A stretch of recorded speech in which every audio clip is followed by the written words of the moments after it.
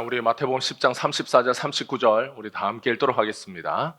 내가 세상에 화평을 주러 온 줄로 생각하지 말라. 화평이 아니요 검을 주러 왔노라. 내가 온 것은 사람이 그 아버지와 딸이 어머니와 며느리가 시어머니와 불화하게 하려 함이니 사람의 원수가 자기 집안 식구리라. 아버지나 어머니를 나보다 더 사랑하는 자는 내게 합당하지 아니하고 아들이나 딸을 나보다 더 사랑하는 자도 내게 합당하지 아니하며 또 자기 십자가를 지고 나를 따르지 않는 자도 내게 합당하지 아니하니라. 자기 목숨을 얻는 자는 잃을 것이요 나를 위하여 자기 목숨을 잃는 자는 얻으리라. 아멘. 할렐루야. 예수님은 우리의 모든 명절 중에 가장 기쁜 명절이 되시는 분이 바로 우리 예수님입니다. 그래서 구약에 보면 명절이 많아요. 하나님이 왜 이스라엘 백성들에게 명절을 지키라고 명절을 제정해 주셨느냐? 그 어떤 명절보다, 그 어떤 명절의 기쁨보다 더 큰 기쁨이 되시는 참 명절이 바로 예수님이기 때문입니다. 그래서 그 예수님이 이 땅에 오시면 모든 명절은 다 사라져요. 왜냐하면 그 모든 명절의 진짜 주인이신 예수님이 오셨기 때문입니다. 그래서 우리가 추석을 맞아 이 명절에 그 어떤 명절보다 기쁘신 그 예수님으로 여러분 소망 삼고 그 예수님으로 기뻐하는 우리 모든 성도들 되시기를 주님의 이름으로 축복합니다. 여러분 명절이 되거나 새해가 되면 가족들이 모입니다. 그래서 가족들이 모이게 되면 우리가 다 바라는 게 있어요. 그래서 TV에 뭐 이렇게 공익 광고나 아니면 이런 걸 보면 추석 명절에 남편들은 전을 부치고 아내들은 화투를 치고 그런 모습은 본 적이 없죠. 그래서 남편들은 화투를 치고 아내들은 음식을 하고 이왕이면 화목한 가정은 어떤 가정이냐? 그러면 다 남자들은 일하고 남자들이 설거지하고 또 여자분들은 쉬고 명절에 쉬어보자. 이러면 왠지 분위기가 화목할 것 같은데 그런 건 잘 없어요. 하지만 그래도 우리가 명절이라고 하면 대부분 가족들이 모여서 이렇게 웃고 즐거워하고 좋은 이야기하고 덕담하고 하는 것이 여러분 명절의 대표적인 장면입니다. 그래서 항상 이때쯤 되면 가화만사성 이런 말이 있습니다. 집안이 화목하면 만사가 모든 일이 다 잘 된다, 잘 이루어진다 이런 말이 있어요. 이런 고사성어는 그냥 집이 화목하면 일이 잘 풀린다라고 하는 어떤 그런 의미를 넘어서서 행복한 삶을 어떻게 사는 것인가, 우리 인생에 우리가 삶을 살아가면서 한 개인 또는 가정 또는 더 넓게는 사회가 건강한 사회가 되기 위해서 또는 이 사회가 튼튼하다, 이 사회가 다른 어떤 나라나 어떤 사회보다 건강하고 발전할 가능성이 있다, 그런 것을 볼 때 대부분 가정이 건강해야 합니다. 한 사회의 가장 작은 단위는 개인이에요. 그런데 가족은 한 사회를 떠받치는 가장 중요한 기본 조직입니다. 그래서 가족이 붕괴되면 사회가 붕괴돼요. 화목한 가정은 이 사회가 얼마나 건강한가를 가늠할 수 있는 지표가 됩니다. 그래서 우리나라의 1997년도에 IMF 체제가 됐어요. IMF 지배가 한국을 덮었을 때 한국의 수많은 가정이 깨어졌어요. 그리고 수많은 가정이 깨어지니까 화목이 무너졌어요. 건강한 사회는 사실 얼마나 가정이 건강하냐에 달려 있다라고 해도 과언이 아닙니다. 그래서 우리나라는 1997년도 전과 후로 사회가 크게 많이 변화되었습니다. 예수님의 제자들은 예수님이 자신을 따라오라 이렇게 하셨을 때 가족의 반대를 무릅쓰고 예수님을 따랐습니다. 베드로의 형제 안드레는 그물을 던지고 있을 때 예수님이 그들을 부르셨어요. 내가 너희를 사람을 낚는 어부가 되게 하겠다. 그래서 이 두 사람은 고기 잡다가 그물을 내버려 두고 예수님을 따랐습니다. 세베대의 아들 두 형제 야고보와 요한은 아버지 세베대와 함께 하루에 고기 잡는 일을 마치고 그물을 손질하고 있었어요.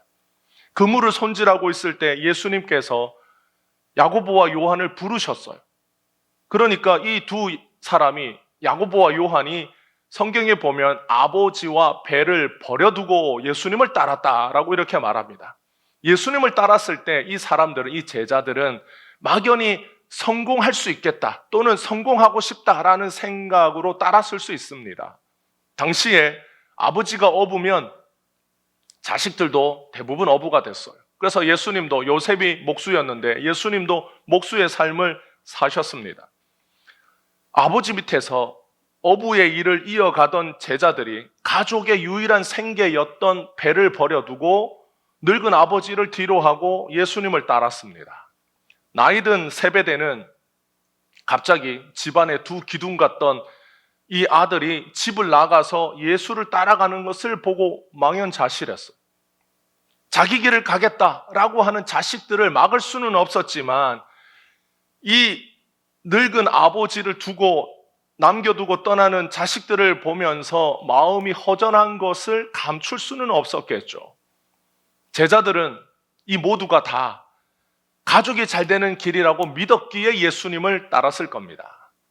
내가 잘 돼야 가족이 잘 되고 내가 성공해야 우리 가족이 화목하게 지낼 수 있을 것이다 라고 하는 기대감도 있었을 겁니다. 그런데 예수님께서 자신을 따르는 제자들에게 귀를 의심할 만한 말씀을 던지셨어요. 34절에 보면 내가 세상에 화평을 주러 온 줄로 생각하지 말아라. 화평이 아니라 검을 주러 왔노라. 내가 온 것은 온 가족이 서로 불화하게 하려 함이니 사람의 원수가 자기 집안 식구다라고 하는 믿지 못할 말씀을 하셨습니다. 여러분, 세상에서 가장 믿을 만한 사람이 바로 가족이에요. 그런데 예수님은 자기 집안 식구가 원수다라고 하는 말을, 그 말씀을 아무렇지 않게 하십니다. 예수님이 이 세상에 화평을 주러 오신 것이 아니다라고 하시는 말씀은 마태복음 5장 9절에 예수님이 직전에 뭐라고 말씀하셨느냐? 화평하게 하는 자는 복이 있나니 그들이 하나님의 아들이라 일컬음을 받을 것이다 라고 하는 말씀을 마태복음 5장 9절에서 하셨어요. 그런데 얼마 지나지 않아서 예수님이 뭐라고 말씀하시냐면 내가 화평을 주러 온 것이 아니다, 내가 검을 주러 왔다 라고 예수님께서 직전의 말씀과 배치되는 말씀도 하시는 거예요. 예수님이 나는 검을 주러 왔다라고 하시는데 누가 검을 자기 식구에게 휘두르는 사람이 있겠습니까? 가족을 사랑하고 가족을 끔찍히 여기는 사람이 교회에 왔는데 그날 마침 말씀이 가족 집안에 있는 사람이 원수다, 그렇게 말씀하시면 가족을 정말 사랑하는 사람은 예수님의 말씀을 듣고 충격을 받지 않겠어요? 물론 그날 예배 드리러 온 아침에 부부싸움을 하고 왔어요. 자식이 엄청나게 말을 안 들어가지고 자식이 집을 나갔어. 그런데 교회에 왔더니 목사님이 집안 식구가 원수다 이렇게 말할 때, 맞습니다, 원수가 맞습니다. 오늘 남편도 원수고 아내도 원수고 자식도 원수고 다 원수입니다. 이런 말씀에 동의는 할 수 있겠지만 그게 아니라 평범하고 화목한 가정을 원하는 사람들이 교회에 와서 오늘 말씀을 듣고 예수님이 집안에 분란을 일으키시려고 집안에 불화를 주시는 분으로 검을 줘서 집안의 원수들을 어떻게 하라는 것인가, 이런 말씀을 들으면 누가 선뜻 예수 믿겠다라고 따라올 사람이 있겠습니까? 예수님께서 왜 이 말씀을 제자들에게, 자기의 아버지도, 늙은 아버지도 뒤로하고 자기가 생계의 유일한 가장인데 베드로와 안드레는 집안 식구들도 남겨두고 그렇게 예수님을 따라 나서지 않았겠어요? 그런 제자들에게 예수님께서 왜 이런 말씀을 하실까? 예수님이 왜 이런 자신을 따르는 제자들에게, 어떻게 보면 그 제자들이 이 말씀을 듣고 마음이 상심할 법도 한데 이 말씀을 예수님께서 왜 제자들에게 하셨을까? 여러분, 이 말씀을 우리가 듣고 이 말씀을 이해하기 전에 예수님은 이 세상에 왜 오셨습니까? 예수님이 이 세상에 오신 목적은 이 세상에 죄인인 우리를 구원하기 위하여 예수님이 오셨어요. 우리가 죄인이다라고 하는 이 의미는 우리가 하나님과 원수지간이다라고 하는 의미가 있습니다. 그래서 로마서 5장 10절에 보면 우리가 원수되었을 때에, 우리가 누구와 원수되었어요? 하나님과 원수되었을 때에 그의 아들의 죽으심으로, 하나님의 아들 예수님이 죽으심으로 말미암아 하나님과 화목하게 되었다라고 이렇게 로마서 5장 10절에 말합니다. 그래서 예수님이 우리를 위하여 죽으셨는데, 예수님이 우리를 위하여 죽으셨을 때 우리는 하나님과 어떤 관계였느냐? 하나님과 원수지간이었다라는 거예요. 하나님과 원수지간인 관계는 우리가 죄인이라는 뜻입니다. 죄인이기 때문에 하나님과 원수인 거예요. 그래서 예수님이 이 세상에 오신 목적은 하나님과 원수인 우리를 하나님과 다시 화목시키기 위하여 이 세상에 오셨어요. 그러면 예수님이 하나님과 원수된 우리를 화목시키시는 방법이 있을 거 아니에요? 집안에 보통 아이들이 형제 간에 싸웠어요. 그러면 부모님이 형제를 불러요. 형 동생을 불러요. 화목시킵니다. 자, 둘이 서로 화해해. 그러면 어떻게 합니까? 미안해 하고, 잘못한 동생이 형에게 미안해 그러면 형에게 또 가르쳐줘요. 괜찮아라고 해야지. 그러면 괜찮아. 그럼 둘이 서로 안아줘야지. 그럼 둘이 서로 이렇게 안아주고 따독여주고, 또 마음이 약한 애는 막 울고, 그러면 이제 화목하게 된 거예요. 화목시키는 방법이 있습니다. 하나님과 원수된 우리를 예수님이 화목시키실 때, 우리를 하나님과 화목시키는 방법은 우리가 구원자가 없이는 구원받을 수 없는 죄인이라는 것을 깨닫게 하시는 거예요. 우리가 가끔 부모가 자녀들 두 형제가 싸웠는데 판단을 잘못해서 잘못은 형이 했는데 동생에게 야, 너 동생이 잘못했다고 하면 동생이 억울하죠. 그래서 내가 아니야. 그래도 부모님이 윽박질러요. 동생이니까 형에게 잘못했다고 해야지. 싫어. 내가 잘못한 거 없어. 그러면 부모님이 한 대 때려요. 이 자식이 한 대 딱 때리고 형에게 잘못했다고 그러면 동생이 억울하지만 잘못됐다 이렇게 하는 거예요. 그러면 그게 화목이 되느냐? 화목이 되지 않고 마음에 뭐가 생겨요? 분노가 생기는, 화가 생기는 거예요. 예수님이 우리에게 와서, 죄인인 우리에게 와서 하나님과 화목시키실 때 우리가 하나님과 원수된 관계라는 것을 깨닫게 해줍니다. 우리는 하나님과 원수가 아니에요. 우리는 하나님과 너무 화목해요. 아니, 우리는 하나님의 자녀예요. 우리는 하나님에게 잘못한 게 아무것도 없어요. 우리가 얼마나 열심히 하나님을 잘 섬기는데 하나님이 우리를 정말 귀하게 봅니다. 우리는 절대로 죄인이 아닙니다. 이렇게 되면 하나님과 화목할 수가 없는 겁니다. 예수님이 그래서 이 땅에 와서 우리에게 하나님과 화목시키기 전에 우리에게 하시는 화목시키는 방법의 전 단계가 뭐냐면 우리가 죄인인 것을 깨닫게 해주는 거예요. 우리가 죄인인 것을 깨닫게 해주시는 이유가 뭐냐면 우리가 스스로 죄인인 것을 깨닫지 못하기 때문입니다. 우리가 우리의 죄를 깨닫지 못하기 때문에 우리가 하나님 앞에서 내가 죄인이라고 고백할 수가 없는 거예요. 그래서 예수님이 와서 우리의 정체성이, 우리가 하나님과 어떤 관계인지, 우리가 왜 죄인인지를 가르쳐 주는 거예요. 그래서 자신이 죄인이라고 고백하고 예수님을 믿으면 예수님께서 우리의 죄를 짊어지고 십자가에서 대신 죽으심으로 우리의 죄가 용서받고 다시 우리가 하나님과 화목하게 되는 겁니다. 이게 예수님께서 우리를 하나님과 화목시키시는 방법이에요. 그러면 예수님은 어떻게 우리가 죄인인 것을 깨닫게 해주실까? 우리가 죄인인 것을 깨달아야 하잖아요. 그런데 우리는 어떻게 죄인인 것을 깨닫는가? 예수님께서 우리의 마음과 우리의 생각을 찌르는 칼이 되어서 우리가 죄인인 것을 깨닫게 해줍니다. 그래서 누가복음 2장 34절 35절에 보면 예수님이 태어나서 율법대로 율법에 정한 바에 따라서 할례를 받으러 가요.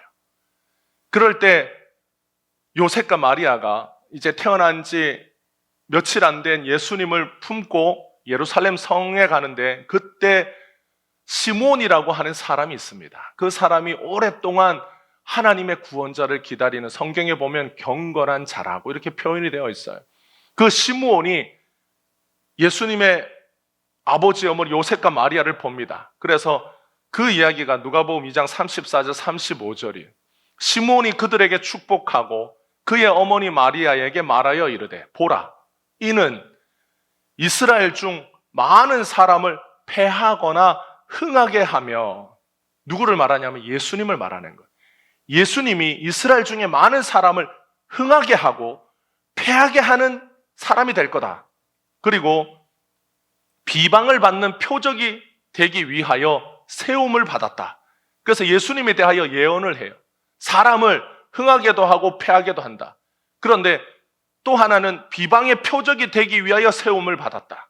그리고 35절에 보면 또 칼이 내 마음을 찌르듯 하리니 이는 여러 사람의 마음의 생각을 드러내려 함이라. 마치 이 아이는 칼이 사람을 찌르는 것처럼 찌를 텐데, 그렇게 하는 이유가 뭐냐? 여러 사람의 마음의 생각을 드러내게 하기 위해서 마치 칼이 사람을 찌르는 것처럼 그렇게 살게 된다. 그래서 예수님에 대하여 이렇게 예언해 줍니다. 이렇게 예언할 때 예수님 때문에 흥하게 되는 사람, 예수님 때문에 패하게 되는 사람, 말하자면 망하게 되는 사람이 있다라는 거예요. 어떤 사람이 흥하고 어떤 사람이 망합니까? 예수님을 믿는 사람은 흥하게 되고 예수님을 배척하는 사람은 망하게 돼요. 그러니까 시므온이 성령의 충만을 받아 하나님께서 베드로에게 성령을 부어서 예수님이 어떤 삶을 살게 될 건지를 말하게 하셨어요. 그럴 때 예수님 때문에 어떤 사람은 흥하고 어떤 사람은 패한다. 예수를 믿는 사람은 흥하고 예수를 배척하는 사람은 망하게 되는 거예요. 그러면 어떤 사람이 예수님을 배척했습니까? 우리가 아는 것처럼 성경에 보면 율법과 계명을 지켜서 스스로 의롭다라고 생각했던 종교 지도자들과 같은 사람, 바리새인과 서기관 같은 사람들은 예수님을 배척했어요. 예수님을 배척했던 이유가 무엇입니까? 나는 죄인이 아니다 라고 믿었기 때문입니다. 그래서 예수님께서 이 세상에 마치 검과 같이 역사하셔서 사람의 마음속에 있는 생각과 뜻을 드러내셨어요. 검이신 예수님이 사람의 마음속에 있는 것을 드러내시면 감출 수 있는 사람은 없습니다. 감추어지는 것은 없어요. 전능하시고 죄가 없으신 예수님을 만난 것만으로도 어떤 사람은 자기가 죄인인 것을 깨달았어요. 삭개오와 같은 사람이 지금까지 잘 먹고 잘 살다가 왜 갑자기 그는 예수님을 만나고 싶었을까요? 자기의 삶에 무엇인가 부족한 것을 깨달았기 때문입니다. 예수님을 만나고 싶었어요. 그분이 어떤 분이신가를 알고 싶었어요. 그래서 예수님 앞에 나왔어요. 베드로는 예수님을 오다 가다 몇 번 만났는데 어느 날 예수님을 만나고 그 발 앞에 엎드려서 자기가 죄인이라고 고백합니다. 그리고 자기를 떠나라고 고백해요. 예수님을 만난 것만으로도 어떤 사람은 자기가 자기 안에 있는 것을 보고 자기가 죄인이라고 스스로 깨끗해질 수 없다고 예수님 앞에 고백합니다. 예수님의 존재가 의가 하나도 없는 죄인들에게는 마치 날카로운 칼과 같이 인간이 뒤집어 쓰고 있는 의와 공로를 벗겨내셨어요. 예수님께서 하나님 앞에서 인간의 의와 공로로 자기를 뒤덮은 자들의 그 껍데기를, 그 허울을 벗겨내셔서 구원자가 없이는 용서받을 길이 없는 죄인의 운명이라고 하는 것을 깨닫게 되기를 원하셨어요. 그래서 예수님의 사역은 칼의 사역입니다. 그 칼의 사역은 어떤 것을 벗겨내느냐? 인간이 하나님 앞에서 뒤집어 쓰고 있는 인간의 의와 공로를 벗겨내어서 내가 죄인이라고 하는 것을 깨닫게 해주시는 사역이 칼의 사역을 하시는 예수님의 사역이에요. 그래서 예수님이 시므온의 또 하나의 두 번째 예언처럼 비방을 받는 표적이 되신 거예요. 비방을 받으시는 이유가 무엇입니까? 예수님이 우리의 죄를 대신 짊어지셨기 때문이에요. 예수님이 우리의 죄를 짊어지셔서 비방의 표적이 되셨지만 예수님은 바리새인이나 서기관 같은 자들의 비방의 표적이 되셨어요. 왜 표적이 되셨습니까? 그들의 마음을 예수님이 찔러서 그 생각과 그들의 계획과 그들의 마음을 드러내게 하셨기 때문에 너희가 다 죄인이다. 너희가 겉은 그럴듯하지만 마치 회칠한 무덤처럼 겉은 반질반질하고 깨끗해 보이지만 너희들은 회칠한 무덤과 같다. 그 안에 시체가 썩어가는 것처럼 너희들의 마음속에 있는 것들은 다 죄악된 생각들 뿐이지 않냐. 사람이 먹는 것으로 더러워지는 것이 아니라 그 입에서 나오는 것, 그 마음에서 나오는 것이 더러워지지 않냐. 너희들의 마음속에 있는 것이 다 더럽고 추한 것들 뿐이다. 예수님이 이렇게 말씀하시는 이유는 우리가 하나님 앞에서 그런 존재인 것을 깨닫게 해주시는 거예요. 그래서 사람의 마음과 생각 속에 있는 것을 예수님이 들추어내셨어요. 부끄럽게 하기 위하여 들춰내신 것이 아니라 우리를 구원하시려고 예수님이 우리 안에 있는 것들이 그렇게 더러운 거다.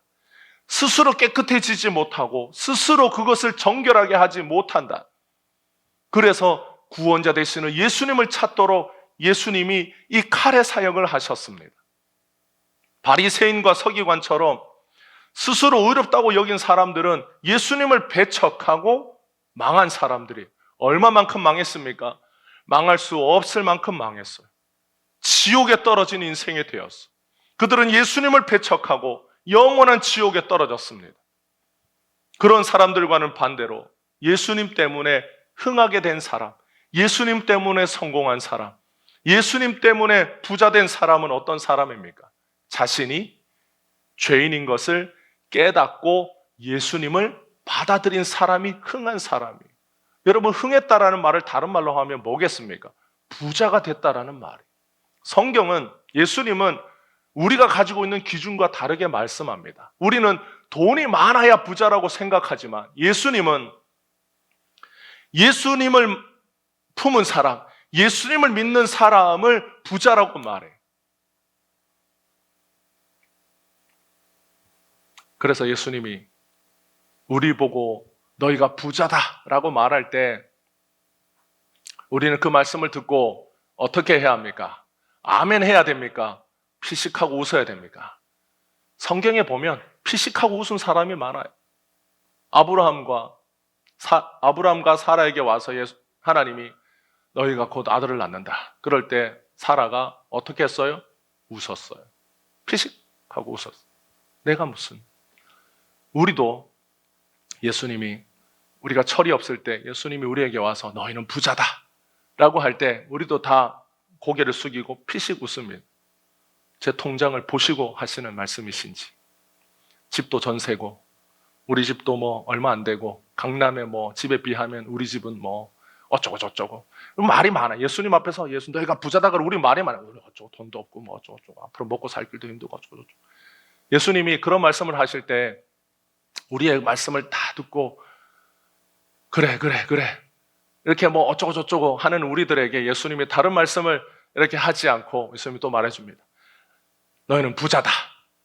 그럴 때 우리가 예수님 말씀을 듣고 아멘 하면 예수님이 참된 부자다라고 하는 것을 깨달은 성도들은 부자의 인생을 삽니다.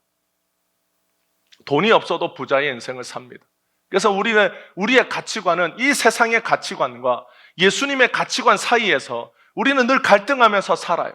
내가 부자인 것 같기도 하고 아닌 것 같기도 하고. 예수님은 부자라고 하는데 통장을 보면 가난하고. 그래서 내가 부자인지 가난한지를 막 헷갈려하면서 사는 것이 우리 인생입니다. 근데 예수님이 우리에게 날마다 와서 말씀하는 이유가 여러분들이 주일마다 와서 말씀을 듣고 예수님의 말씀을 듣고 우리의 생각을 다시 바꾸고 교정하고 가다듬고 여러분들이 다시 세상에 나가서 사는 걸. 그래서 주일 예배를 드리고 내가 부자지. 그러고 나가서 월요일, 화요일, 수요일 지나면 내가 부자인가? 가난한가? 막 헷갈려 하다가 또 주일날 와서 주님이 다시 우리가 부자다. 우리가 예수님 때문에 성공했다. 예수님 때문에 흥했다. 그러면 또 우리가 예수님 때문에 내가 흥한 인생이지 하고 또 살다가 그런 힘으로 월화수 살다가 또 목요일부터 또 비실비실해져가지고 또 주일날 와서 또 말씀을 듣고 다시 힘을 내어서 살아가는 것이 우리의 인생이에요. 그래서 방학을 하고 교회를 좀 오래 떠났다가 돌아오면 정신이 혼미하고 내가 부자라고 생각하기는커녕 나는 망했다라고 생각하고 주님 앞에 오는 겁니다. 여러분, 예수님이 어떤 사람은 흥하게 하고 어떤 사람은 패하게 합니다. 어떤 사람은 망하게 해요. 예수님 때문에 자기가 죄인인 것을 깨닫고 예수님을 받아들인 사람, 그래서 부자된 사람들이 누굽니까? 세리와 죄인과 창녀들이. 예수님은 그들을 향하여 부자다, 흥했다, 성공한 인생이다 라고 말합니다. 그런데 세상 사람들은 그들을 보고 뭐라고 말해요? 세리다, 죄인이다, 창녀다, 인생에서 가장 필요 없는 인간들이다 라고 손가락질하는 겁니다. 여러분, 예수님 앞에서 내가 죄인이라고 고백하는 것은 의지의 문제가 아니에요. 그건 설득의 문제가 아닙니다. 여러분, 아무리 목사가 앞에서 우리가 죄인이라고 말해도, 여러분, 우리 모두는 다 죄인이라고 말해도 그 말을 듣고 내가 죄인이라고 깨달아지는 게 아니에요. 구원자 되시는 예수님을 만났느냐 만나지 못했느냐 하는 영적인 문제인 것이지 노력과 의지를 말하는 혈과 육의 문제가 아니에요. 우리의 싸움은 혈과 육의 싸움이 아니라, 그때 혈과 육은 뭘 말하는 겁니까? 그때의 혈과 육은 육체의 싸움이 아니다라고 하는 1차원적인 것이 있지만, 인간이 하는 모든 노력, 인간이 하는 모든 시도, 그 모든 것을 가리킬 때 혈과 육이라고 말하는 거예요. 그래서 우리가 죄인이라고 깨달아지는 것은 혈과 육의 문제가 아니에요. 사람이 아무리 어떤 사람을 앞에 두고 당신은 죄인이라고 설득하고 가르쳐도 여러분, 그 설득을 받고 내가 죄인이라고 고백하지 않습니다. 내가 죄인이라고 고백하는 것은 영적인 문제예요. 예수님을 만났느냐 만나지 못했느냐라고 하는 문제입니다. 그래서 여러분, 세상에 피는 물보다 진하다라고 말합니다. 어떤 것도 부모와 자식의 관계를 끊는 것은 어려워요. 그래서 부모와 자식의 관계를 보통 뭐라고 말합니까? 천륜이라고 말해요.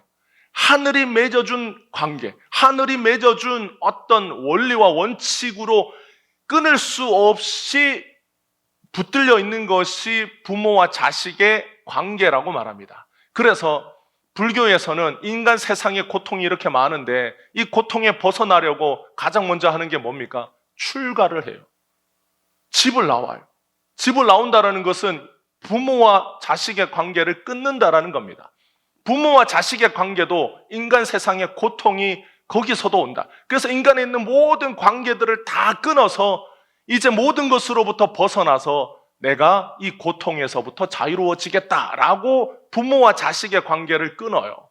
그러면 나중에 부모가 찾아와도 아버지, 어머니라고 말하지 않고 보살님이라고 말해요.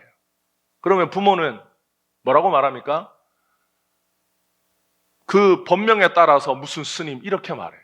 부모와 자식의 관계가 끊어졌다라는 거예요. 그래서 끊어지면 도를 깨닫고 구원에 이르느냐? 부모와 자식의 관계를 끊어도 여러분, 인간의 노력으로는 도를 깨닫거나 구원의 도에 이르지 못합니다. 그래서 가장 이 세상에서, 우리가 살아가는 인간 세상에서 가장 질긴 것이 부모와 자식 간의 관계. 그 어떤 것도 이 관계를 끊는 것은 어렵습니다. 혈연의 관계보다, 이 세상 그 어떤 것보다 질기고 강한 것은 없다고 할 수 있어요. 그래서 예수님께서 가장 질긴 이 혈과 육의 관계, 그렇게 강하고 깊고 질긴 이 가족이라 할지라도, 이런 관계라 할지라도 예수님을 믿고 따르는 것은 혈육의 힘으로도 불가능하다. 오직 사람의 마음과 생각을 찔러 쪼개어 영혼을 새롭게 하시는 예수님만이 강하다라는 것을 제자들에게 가르쳐 주신 말씀이, 내가 화평을 주러 온 줄 생각지 말라, 검을 주러 왔다라고 하신 것. 이 세상에서 가장 질기고 강한 인간 세상의 법칙, 그 중에서 예수님이 뭘 예로 드셨느냐? 혈육의 예를 드셨어요. 인간 세상의 법칙 중에 혈육의 관계가 제일 질기다. 그것이 제일 강하다. 그런데 그것도 예수님을 믿고 따르는 것을 막지 못한다. 아무리 부모라 할지라도 예수님을 만난 사람이 예수님을 만난 영혼이 주님을 따르겠다라고 할 때 인간 세상의 가장 질긴 힘, 가장 질긴 관계, 혈육의 관계라 할지라도 예수를 따르는 것을 막지 못한다. 예수님의 역사는 그처럼 크고 강하다라는 걸 예수님이 가르쳐줘. 제자들이 이 세상에 나가서 예수님이 이 말씀을 언제 하신 거예요? 제자들이 이제 세상에 나가서 예수님 전하고 복음 전하러 나갈 때 이 말씀 하셨습니다. 제자들이 이제 이 세상에 나가서 예수님을 증거할 때 제자들이 만나는 수많은 상황들 중에 인간이 만든 법칙, 인간이 만든 어떤 체계라는 게 있어요. 시스템이라는 게 있습니다. 그래서 그것이 제자들의 사역을 방해해요. 인간들이 가지고 있는 관례, 습관, 규칙, 어떤 법칙들이 예수를 전하는 제자들을 가로막을 때 그렇게 강하고 감당하기 힘든 문제들이 제자 앞에 놓여 있을 때 예수님께서 이 세상에 검을 주러 오신 예수님은 이 세상에 그 어떤 것보다 강하다. 이 세상에 그 어떤 것도 예수님의 이 구원의 사역을 막을 수 있는 것이 없다. 그 어떤 인간의 법칙도, 인간의 권력도, 인간의 저항보다도 더 크고 강하신 예수님이 한 영혼을 부르면 그 영혼이 예수님 앞에 나와서 변화된다. 예수님 따르게 된다. 그래서 예수님이 오늘 이 말씀을 하신 거예요.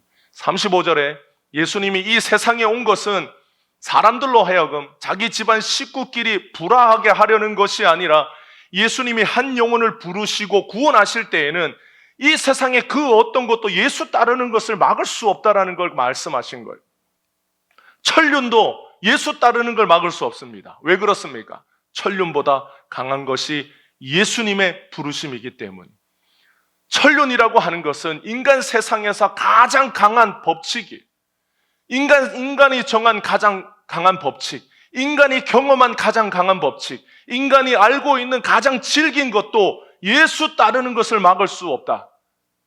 우리가 예수님 따르는 것은 인간 세상의 그 어떤 것도 막지 못합니다. 주님이 우리를 부르시면 인간 세상의 그 어떤 것도 주님의 부르심을 거절하고 저항하고 막을 수 있는 것이 없습니다. 그것이 예수님이 부르시는 사역이에요. 예수님이 제자들에게 나아가서 두려워하지 마라, 담대해라, 천륜이라도 예수가 부르는 영혼을 막지 못한다. 그것이 예수님이 이 땅에 오셔서 죄인을 부르시는 구원의 사역이에요. 예수님이 한 영혼을 부를 때 부모가 막았다고 해서 못 가고 자식이 막았다고 해서 못 가는 게 아니라는 거예요. 주님이 부르시면 인간 세상의 그 어떤 것도 주님의 부르심 앞에 그 영혼이 꼬꾸라져서 주님 앞에 나오는 거예요. 그래서 예수님이 아버지도 어머니도 그 집안 누구도 예수 따르는 것을 막을 수 없다라는 것은 예수님의 역사는 인간 세상의 그 어떤 것보다, 천륜보다 더 강하다라고 예수님이 제자들에게 가르쳐 주신 거예요. 예수님이 이처럼 강력하게 말씀하시는 이유가 무엇입니까? 예수님은 이렇게 말씀하실 때 때로 보면 우리가 겉으로 보면 겁나게 말씀하시는 거예요. 무섭게 말씀합니다. 이렇게 말씀하시는 이유가 죄인인 우리가 하나님과 원수로 살지 않고 하나님의 자녀가 되어서 하나님과 화목하게 하나님의 사랑과 그 은혜를 한없이 누리는 하나님의 가족이 되게 하려는 데 목적이 있어요. 예수님이 죄인인 우리를 하나님의 자녀가 되게 하시기 위하여 예수님은 인간의 온갖 비방을 다 혼자 감당하시면서 걸어가십니다. 여러분, 우리 중에 누가 하나님 앞에서 합당한 자가 있겠습니까? 합당하다라는 말은 하나님 앞에 설 수 있는 자격이 있다라는 뜻입니다. 하나님 앞에 설 수 있는 가치 있는 자라는 뜻입니다. 우리 중에 누가 하나님 앞에 우리의 힘과 공로로 설 수 있는 자, 자격 있는 자, 합당한 자가 있겠습니까? 우리가 하나님 앞에서 그의 자녀로 살아갈 자격이 있는 존재가 된 것은 오직 예수님의 공로 때문입니다. 37절에 예수님은 자신보다 다른 것을 더 사랑하는 사람은 내게 합당하지 않다. 이렇게 말씀합니다. 예수님의 말씀은 예수님과 가족 중에 누구와 누구를 더 사랑하는지 저울질 해보라는 뜻이 아니에요. 한 손에는 자식을 두고 한 손에는 예수님을 두고 내가 누구를 더 사랑하는지 저울질 해봐라. 만약에 자식을 더 사랑하면 너는 내게 합당하지 않다. 이 말씀의 뜻을 간단하게 말하면 예수님이 나보다 내 자식을 더 사랑하신다라는 뜻이에요. 예수님이 나보다 내 부모님을 더 사랑한다라는 뜻입니다. 예수님의 사랑보다 더 크고 더 많이 우리는 그 누구도 사랑할 수 없습니다. 심지어 내 영혼도 나보다 예수님이 더 사랑합니다. 그 사랑을 믿지 못하면 예수님보다 내가 내 자식을 더 사랑한다라고 말하게 되는 거예요. 이 말은 예수님보다 더 사랑하느냐 하지 않느냐라고 하는 의미가 아니라 예수님을 누구라고 믿고 따르느냐라고 하는 문제예요. 제자들이 예수님을 따랐을 때 그 제자들의 부모를 누가 더 사랑합니까? 베드로와 안드레가 그물을 두고 가족을 남겨두고 집을 나갔어. 가족의 생계를 책임지던 가장이 예수를 따르겠다라고 고개 잡아서 하루 먹고 하루 살던 가족들은 이제 아버지도 사라지고 남편이 사라진 그런 상황을 맞이합니다. 야고보와 요한은 아버지 세베대를 뒤로 남겨두고 집을 나갔어. 그럴 때 그 자식들이, 그 아들들이 아버지를 뒤로 남겨둘 때 아무렇지도 않고 룰루랄라 하고 예수님 따랐겠어요? 마음 한켠에는 가족들, 아버지를 생각하지 않을 수가 없었어. 내가 집을 나가면, 내가 예수님 따라가면 하루 벌어먹고 하루 먹고 살던 내 가족들은 어떻게 하지? 생계는 누가 책임져 주지? 아버지가 연로하신데 아버지 혼자 어부일을 하러 바닷가에 나가서 무슨 일을 당하시면 어떡하지? 아버지 혼자 그물을 깁고 아버지 혼자 그 그물을 다시 배에 싣고 바다에 나가서 그물을 던질 힘이 있으실까? 여러분, 그런 생각을 하지 않았더라면 인간이 아닌 거예요. 사람은 누구나 그런 생각을 합니다. 사람이기 때문에 그런 생각을 하는 거예요. 가족이라고 혈연으로 맺혀져 있기 때문에 그런 생각을 하는 것이 당연합니다. 그럴 때 예수님이 나보다 부모를 더 사랑하면 내게 합당치 않다. 예수님이 이런 말씀하실 때 부모도 버려, 자식도 버려. 여러분, 예수님이 이런 말씀으로 하신 게 아니에요. 그 가족을 베드로보다 누가 더 사랑합니까? 예수님이 더 사랑합니다. 야고보와 요한이 아버지 세베대를 사랑하는 것보다 세베대를 누가 더 사랑합니까? 예수님이 더 사랑합니다. 여러분, 이걸 믿지 못하면 주님을 따라갈 수가 없어요. 그러니까 내가 더 내 가족을 사랑하냐, 예수님이 내 가족을 더 사랑하느냐라고 하는 이 문제가 아니라 나는 예수님을 따라갈 때 그분을 누구라고 믿고 따라가느냐라고 하는 문제. 예수님이 나보다 내 가족을 더 사랑하시는 것을 믿지 못하면 누가 예수님을 따라갈 수 있겠어요? 내가 예수님 따라가면 내 가족이 굶어 죽는다면 어떻게 예수님을 따라가겠어요? 예수님을 따르는 문제는 예수님이 누구신가? 예수님이 뒤로 남겨두고 떠나는 내 아버지를 예수님은 나보다 더 사랑하시는 분이라는 걸 못 믿으면 아버지를 뒤로 남겨두고 떠날 수가 없어요. 예수님이 내 가족을 더 사랑하시는 분이다라, 나보다 내 가족을 더 사랑하시는 분이라는 걸 믿지 못하면 떠나지 말라고, 아버지 가지 말라고, 여보 지금 가면 우리는 어떻게 해요? 라고 그 옷을 붙잡을 때 나는 가야 된다라고 말할 수 없는 거예요. 여러분, 과거에 혼자 예수 믿고 시집 온 사람들이 많이 있었어. 나는 예수를 만났는데 내 시댁 식구들은 예수를 못 만났어. 시부모님도 예수를 몰라. 불교야. 그리고 유교야. 남편도 예수를 몰라. 근데 교회는 가야 되겠어. 그래서 몰래 교회를 가요. 그리고 교회 가지 말라고 말했다가 한두 번 말하다가 말을 듣지 않으면 맞기도 했어요.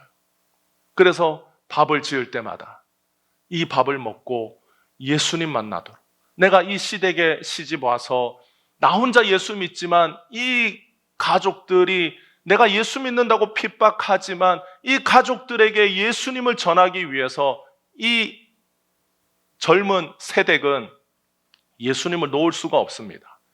이 세댁의 마음이 뭐냐? 천길 낭떠러지에 자기가 떨어질 때 나무를 하나 붙잡았어. 가족들이 자기 밑에 줄줄이 나를 붙잡고 있어요.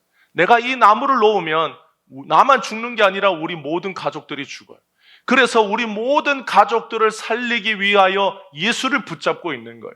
근데 그 밑에 있는 가족들은 뭐라고 그러냐? 그걸 놓으라고 말하는 거예요. 아무것도 모르는 이 영적인 무지한 자들은 그 손을 놓아야 우리가 산다고 말하지만 예수를 만난 사람이 그 손을 놓으면, 예수의 손을 놓으면 우리가 다 죽을 것을 알기 때문에 아무리 시댁이 핍박해도 이 손을 놓지 못하고 이 손을 안 놓습니다. 예수님이 그 손을 붙잡고 그 가족을 살리려고 할 때 핍박이 와도 어떤 험한 꼴이 와도 예수 손을 붙잡고 있도록 역사하시는 거예요. 그래서 남편이 너는 예수를 나보다 더 사랑하냐? 나를 더 사랑하냐? 택해라. 그렇게 말할 때 여러분, 예수님을 더 사랑하는 남편은 그래요. 예수를 더 사랑하냐? 나를 더 사랑하냐? 예수가 좋으면 교회 가라고 패요. 예수가 더 좋으면 교회 가서 살라고 발길질하고 쫓아내고. 여러분, 그럴 때 내가 남편을 사랑하는 것이 예수님을 사랑하는 것과 저울질되는 것입니까? 아닙니다. 예수님이 내 남편을 나보다 더 사랑하는 것을 믿기 때문에 예수님을 믿고 따라갈 수밖에 없는 거예요. 그렇지 못하면 우리는 주님 앞에 어떻게 예수님 믿고 따라가겠어? 예수님이 나보다 부모를, 나보다 자식을 더 사랑하는 자는 내게 합당치 않다. 예수님이 이렇게 말씀하신 것은 예수님이 누구신지를 믿고 따를 때에야 예수님의 이 말씀이 어떤 의미인지를 아는 거예요. 누구를 더 사랑하고 누구를 덜 사랑하고의 문제가 아니라 내가 예수님 따를 때 예수님이 내가 사랑하는 자들을 어떻게 돌보시는 분이신가를 알고 따르는지 모르고 따르는지에 따라 예수님을 따를 수도 있고 못 따를 수도 있는 거예요. 그러면 예수님에게 합당한 사람은 예수님이 나의 영혼뿐만 아니라 내가 사랑하는 모든 자의 영혼도 능히 건지시고 구원하실 수 있는 분이신 것을 믿고 따를 때 우리는 그분이 누구신지 모르는 가족들이 핍박하고 박해하고 때리고 모욕을 주고 성경을 찍고 심지어는 소박을 시켜도 그것을 예수님을 부인하지 못하고 예수님을 따르겠다라고, 예수님을 사랑한다라고 말하고 예수를 따라가는 겁니다. 그것이 예수님을 믿는 것이, 그것이 예수님을 따라가는, 예수님을 사랑하는 겁니다. 여러분, 화목이라는 말은 서로 뜻이 맞다, 그래서 서로 정겹다라고 하는 이 말이 화목이라는 뜻이, 우리가 하나님과 불화했다라는 뜻은 우리가 하나님의 뜻도 모르고 하나님의 뜻과 상관없이 살았다라는 뜻입니다. 여러분, 국어사전에 화목을 보면 서로 뜻이 맞고 서로 정겨운 상태, 그것이 화목하다. 가족이 화목하다라고 할 때 서로 가족들 사이에 뜻이 맞고 서로 그래서 정답고 정겹다라는 것입니다. 아버지와 자식의 뜻이 다르면, 뜻이 안 맞으면 화목할 수가 없어요. 우리가 하나님과 불화했다라는 뜻은 우리가 하나님의 뜻과는 상관없이 살았다는 뜻입니다. 하나님의 뜻에는 무지했다라는 뜻이, 하나님과 불화했다는 것은 하나님을 원하지도 아니하고 하나님의 뜻도 모르고 살았던 우리의 인생이 하나님과 불화한 인생, 하나님과 원수된 인생입니다. 그런데 예수님이 이런 우리에게 찾아와서 하나님의 뜻이 무엇인지를 가르쳐줘요. 예수님이 하나님은 어떤 분이신지, 하나님의 뜻이 무엇인지를 가르쳐 주신 이유는 하나님과 화목시키기 위해서. 하나님은 이런 분이시다. 하나님은 이렇게 좋은 분이시다. 하나님은 죄인을 사랑하신다. 하나님은 죄를 싫어하시는 분이시지만 죄인을 구원하시기 위하여 나를 이 세상에 보내신 좋으신 아버지시다. 그분은 오래 참으시고 인자와 자비가 한이 없으시고 그분은 오래 참으시고 그분은 사랑이 한이 없으신 분이시라고 하나님에 대하여 예수님이 가르쳐 줍니다. 어떻게 하면 하나님과 정겹게 살 수 있는지를 예수님이 보여주셨어요. 우리를 위하여 십자가에서 죽으신 예수님을 보도록 예수님이 하늘 높이 달리셨어요. 우리의 화목이 되시려고, 하나님과 우리가 화목하게 살도록 예수님이 하늘 높이 달려서 모든 사람들이 그 예수님을 보고 하나님과 화목하도록 예수님이 십자가에서 죽으셨습니다. 그래서 예수님이 왜 우리 대신 십자가에 죽어야 하는지, 예수님을 믿는 자에게 어떤 놀라운 복이 있는지 예수님이 다 보여주셨어요.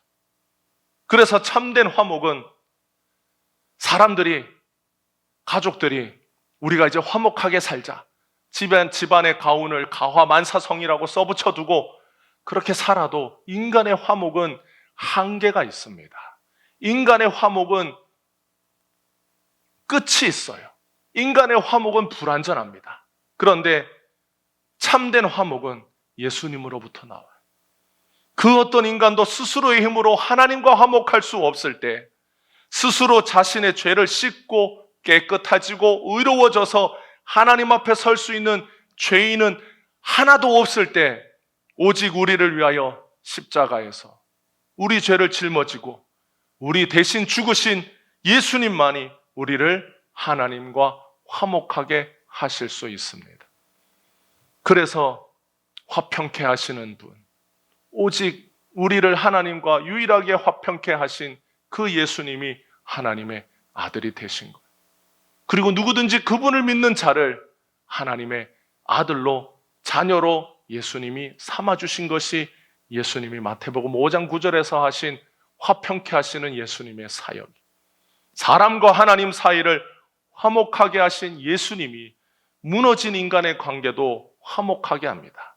내가 예수님 따를 때, 내가 예수님 따르지 않는다고 말하면 예수 믿는다고 박해하는 남편과의 관계가 화목해집니까?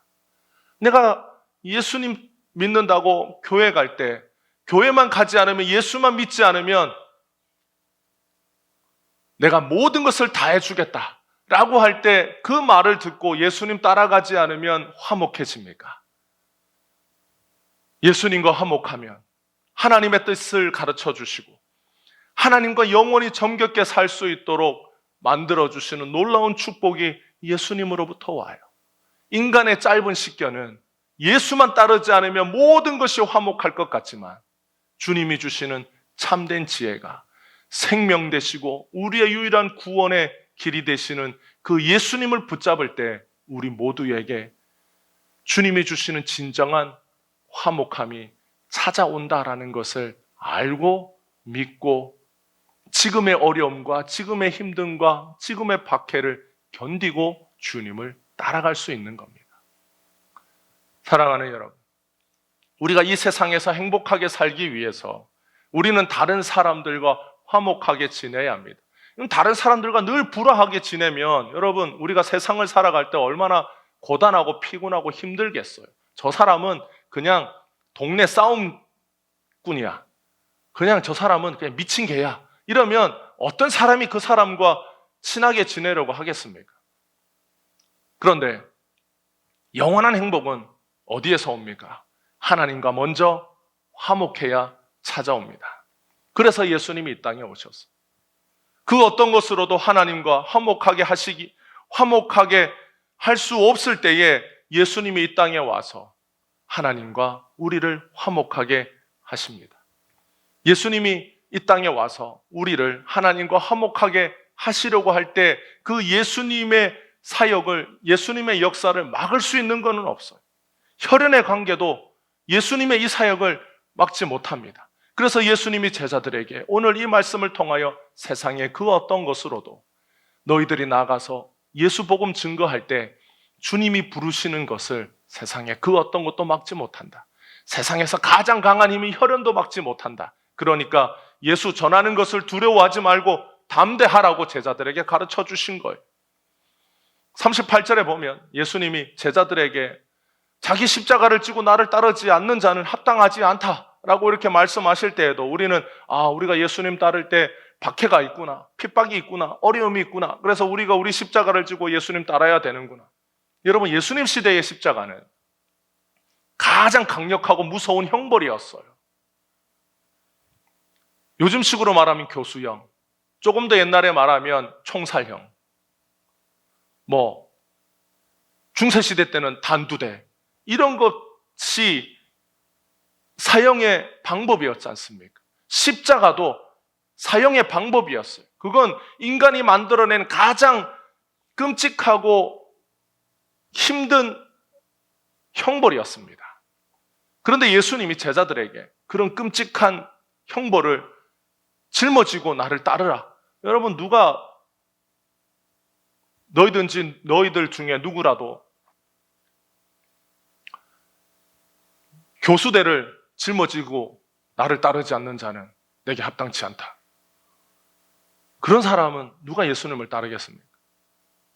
살인의 방법을 등에 짊어지고 예수님을 따른다라는 것은, 십자가를 그 시대에 짊어졌다라는 것은 인생이 끝났다라는 걸 의미해요. 십자가는 짊어지고 따라가는 게 아닙니다. 십자가를 짊어졌다, 이 말은 인생이 끝났다라는 거예요. 그의 인생은 망했다라는 겁니다. 십자가를 지고 계속해서 따라가는 건 없어요. 십자가를 짊어지고 자기가 죽을 자리에 가면 십자가를 세우기 전에 사람을 십자가에 못 박아 두고 십자가를 세워서 그 사람이 그 십자가에 매달려서 질식사할 때까지, 진이 빠져 죽을 때까지, 쇼크가 올 때까지 3일이고 4일이고 일주일 동안이고 매달아 둡니다.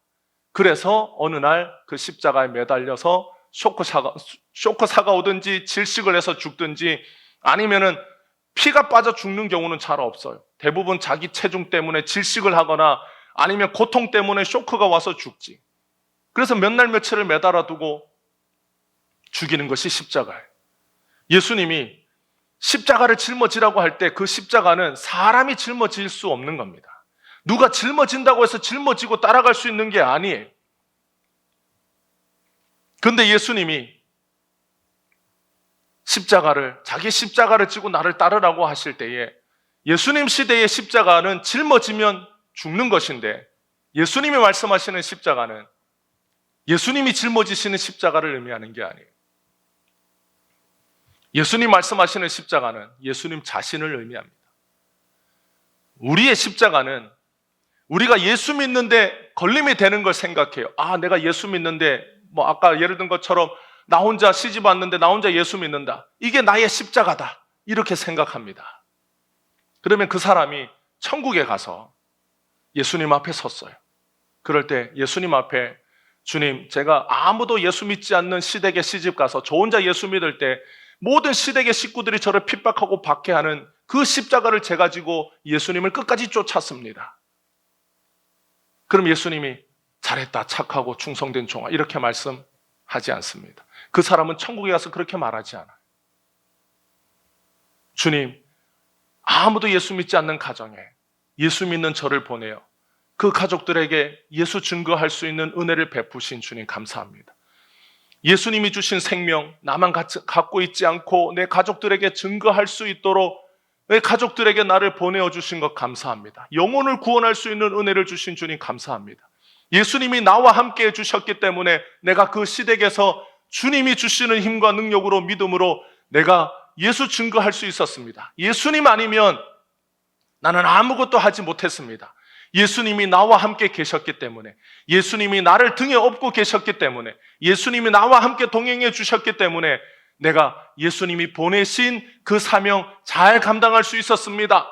내가 달리 말하면 예수님이 나를 붙잡아 주셨기 때문에, 예수님의 표현대로 말하자면 십자가를 지고 예수님을 따랐기 때문에 내가 그 길을 걸었습니다. 주님 감사합니다라고 천국에서 이렇게 말해요. 예수님은 표현을 이렇게 하셨지만 우리를 위하여 모든 죄를 짊어지신 예수님이 우리의 십자가입니다.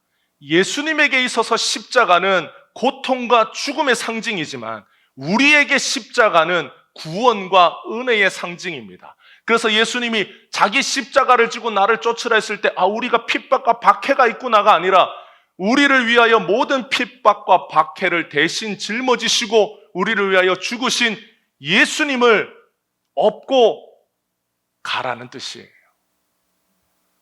그것이 우리는 오해해서 예수님의 상징이라고 해서 십자가 목걸이 달고 십자가를 온 교회에다가 붙이라는 뜻이 아니에요. 예수님은 십자가를 예수님 자신으로 지칭했지 십자가와 예수님을 동일시하라고 하신 것이 아닙니다. 그래서 십자가를 붙들면 예수님을 붙드는 게 아니에요. 그건 조금 격하게 말하면 우상이에요.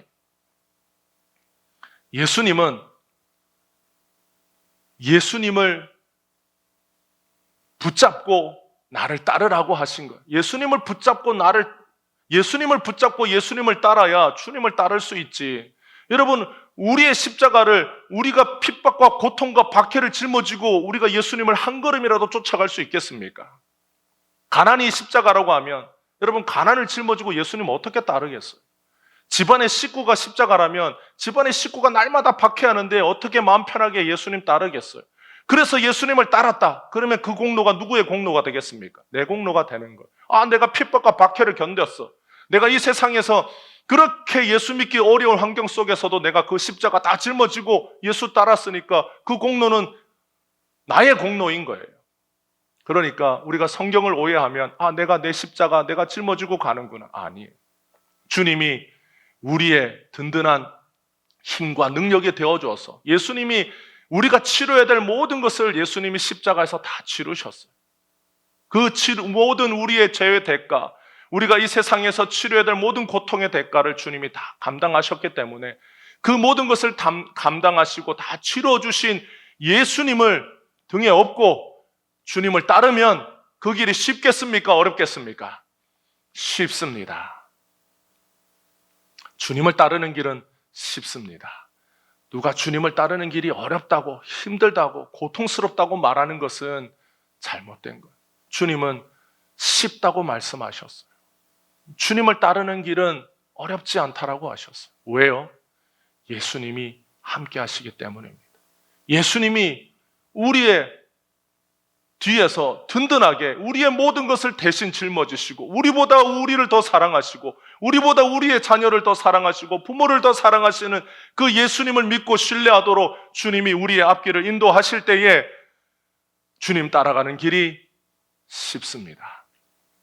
그래서 오늘 우리는 자신을 검이라고 표현하신 예수님을 만났어요. 칼은 누군가를 베고 찌르는 무기입니다. 예수님이 자신을 칼이라고 말씀하실 때 우리는 낯선 예수님을 만납니다. 그러나 죄인을 사랑하시고 은혜가 한이 없으신 예수님이 자신을 칼이라고 말씀하실 때 우리는 그 칼이 우리에게 역사하는 것을 오히려 감사하고 은혜다라고 믿어야 합니다. 왜 그렇습니까? 히브리서 4장 12절에 보면 하나님의 말씀은 누구예요? 예수님입니다.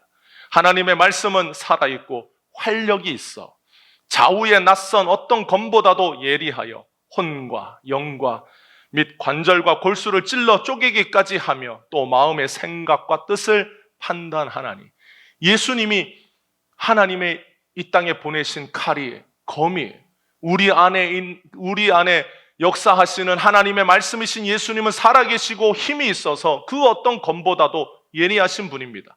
그래서 우리의 병든 영혼을 찔러 쪼개어 우리의 마음과 생각을 하나님의 뜻에 맞추어 변화시키고 우리를 하나님과 화목하게 하시는 분, 그분이 예수님이에요. 그래서 어떤 날선 검보다도 예리하고 역사하시는 힘이 있기 때문에 주님이 역사하실 때에 어떤 영혼이라도 변화되고 하나님의 자녀가 되고 하나님과 화목하게 됩니다. 그것이 살아있어 활력이 있는 좌우의 날선 어떤 검보다도 예리하신 예수님입니다. 우리가 인생을 살아갈 때 그 모든 과정이 아무렇지도 않다라고는 할 수 없지만 그 모든 과정이 주님의 은혜로 이루어지는 것은 분명합니다. 왜냐? 우리보다 우리를 더 예수님이 사랑하시기 때문입니다.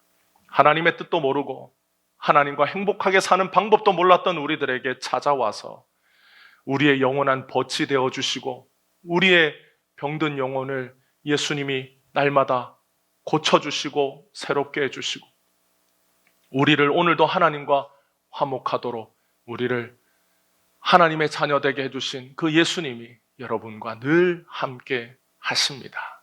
여러분, 그래서 인생을 담대하게 사시기를 바랍니다. 주님을 의지하여. 주님의 역사는 이 세상에 그 어떤 것도 막지 못해.